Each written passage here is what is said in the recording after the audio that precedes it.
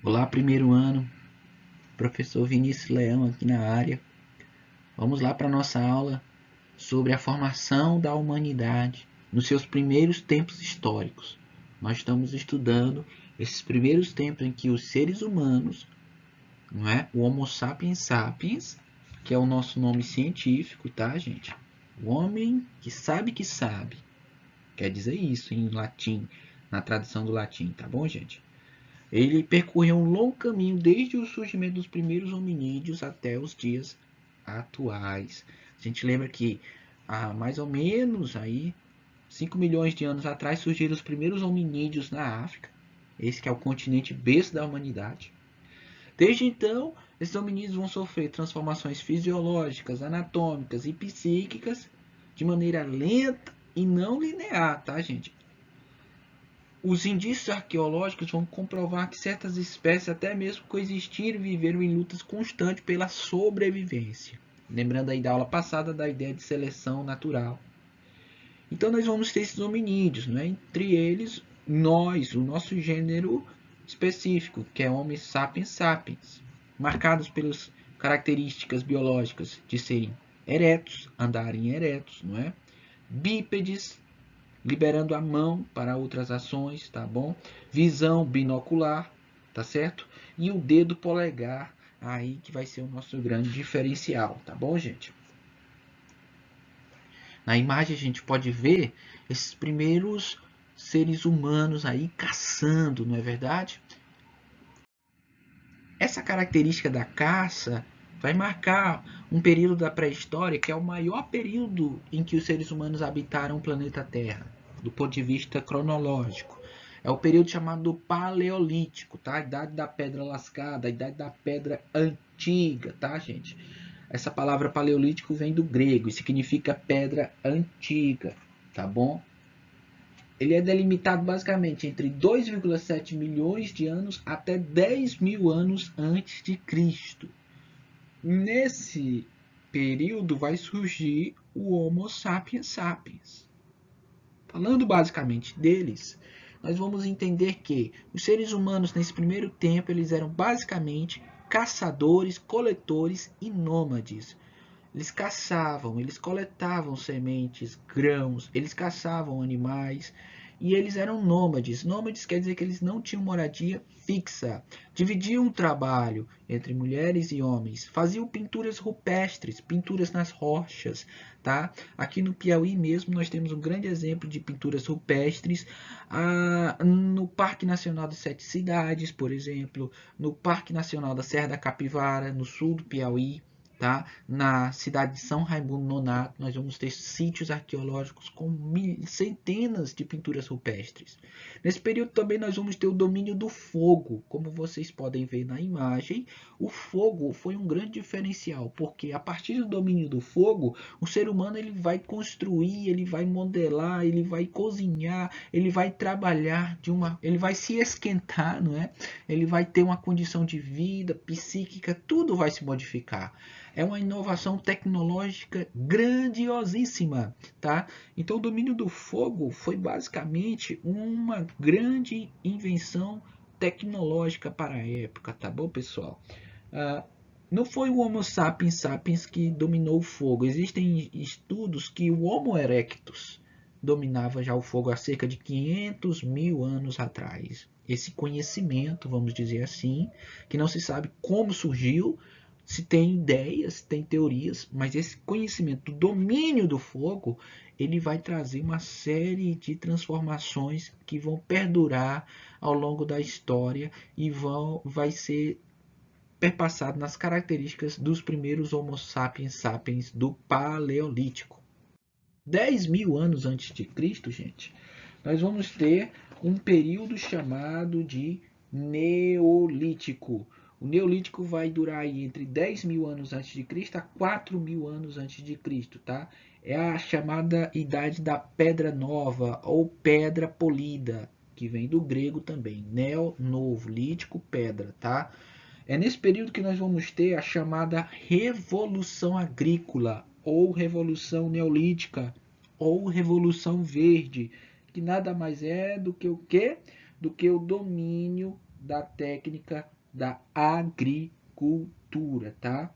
Em regiões de solos mais férteis, os hominídeos começaram a verificar o crescimento de alguns vegetais e perceber que as sementes que caíam no solo germinavam e originavam uma nova planta. Assim, observando a natureza, perceberam que poderiam cultivar a terra para obter seu próprio alimento. Foi então que passaram a desenvolver a agricultura. Cultivo de aveia, trigo, cevada, aliada à domesticação de animais, possibilitou o início da sedentarização, ou seja, a fixação do ser humano em determinado local. Tá bom, gente? Então, a partir da agricultura, o ser humano vai domesticar os animais, vai se sedentarizar, moradia fixa e vai ter também aí a introdução dos instrumentos de metais, dando início à chamada Idade dos Metais. Tá certo, pessoal? A Idade dos Metais, onde o ser humano vai dominar a produção de aço, cobre, bronze. Tá bom, pessoal? Principalmente do cobre e do bronze. É a Idade dos Metais. Entre 5.000 e 4.000 anos antes de Cristo, nós vamos ter a Idade dos Metais. A prática de agricultura e do pastoreio foram responsáveis por gerar excedentes de alimentos, não é? A existência de excedentes vai provocar o quê? Vai provocar o armazenamento de produtos ou a troca entre outras comunidades, nascendo nesse período do Neolítico também, ou da Idade dos Metais, vai nascer o comércio, as cidades, as primeiras aldeias e até o Estado, né? As formas de organização política a partir dos estados. Tá bom, gente? Então aí nós vamos ter os seres humanos se organizando politicamente, economicamente, culturalmente, tudo a partir do domínio do fogo, do domínio da agricultura, de um conhecimento humano instrumental que vai favorecer a sobrevivência da sua espécie. A gente aprendeu que o ser humano nasce na África, o Homo sapiens sapiens. Os primeiros fósseis são registrados de 200, 250 mil anos antes de Cristo, encontrados na África. No entanto, a gente sabe que os seres humanos ocuparam todo o globo terrestre. E o último continente a ser ocupado pelos seres humanos foi o continente americano. Aí vem a grande pergunta dos arqueólogos: como o ser humano chegou à América? Existem várias teorias para isso, que eu quero apresentar três. A Rota de Bering, pela América do Norte, onde você tem o encontro do ponto limite da Sibéria, que é hoje a Rússia, com um ponto limite ao norte dos Estados Unidos, que é hoje o Alasca, tá? Lá na América do Norte. Então, por um processo de glaciação do planeta Terra, o ser humano ele vai saindo da África e vai indo para outras terras, até chegar na América do Norte. Muitos defendem o Estreito de Bering, a Rota de Bering, como forma do homem chegar à América. Principalmente quem defende isso são os arqueólogos dos Estados Unidos. Outros defendem a Rota Transpacífica, a partir de embarcações rudimentares.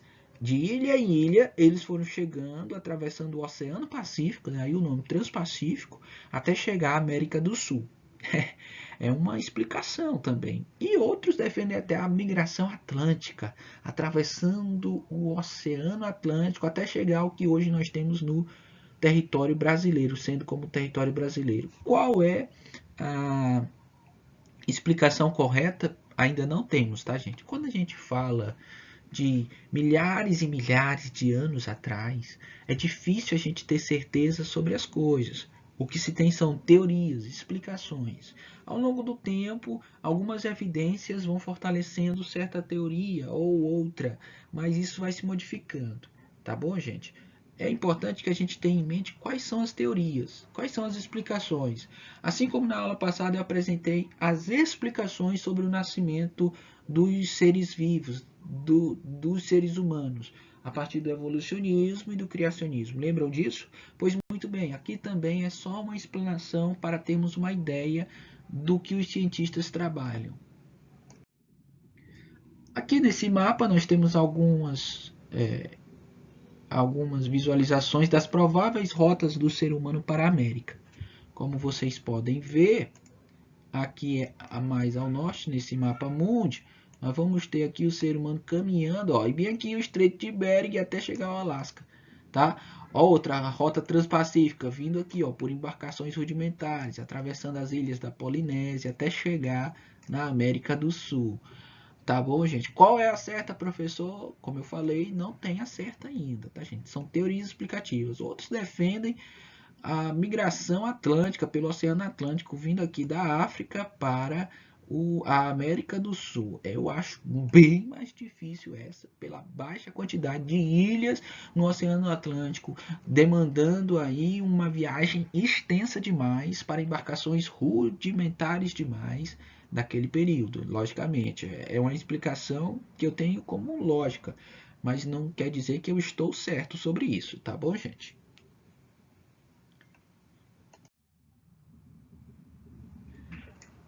Bom, basicamente, eu quero falar agora sobre Luzia, que é o nosso fóssil mais antigo encontrado aí no território de Minas Gerais, do estado que nós temos de Minas Gerais, no Brasil, no município de Lagoa Santa. É interessante que não se trata basicamente de um fóssil, tá, gente? É osso, é um osso aí do corpo do que foi batizado como o nome de Luzia. Pelas feições, provavelmente a gente percebe pelas feições que foram feitas por computação, digitalização, a gente pode perceber que as feições são aborígenes, são tanto da África quanto dos povos da Austrália. E isso vai trazer uma série de indagações sobre a questão das explicações para a chegada do homem à América. O registro da presença humana mais antiga, desculpa, do ser humano na América são registros encontrados em São Raimundo Nonato, no nosso Piauí, tá, gente? A partir de fósseis. Não são ossos que são encontrados, não são, mas são registros de fogueiras feitas por seres humanos, além das pinturas rupestres que são datadas de milhares e milhares de anos. Luzia, para se ter uma ideia, data de 11.000 anos antes de Cristo. Os registros da presença humana em São Raimundo Nonato datam de 30 a 50 mil anos atrás. Muito mais tempo, tá bom, gente? Bom, pessoal, essa foi a nossa aula de hoje. Bons estudos e até a próxima aula.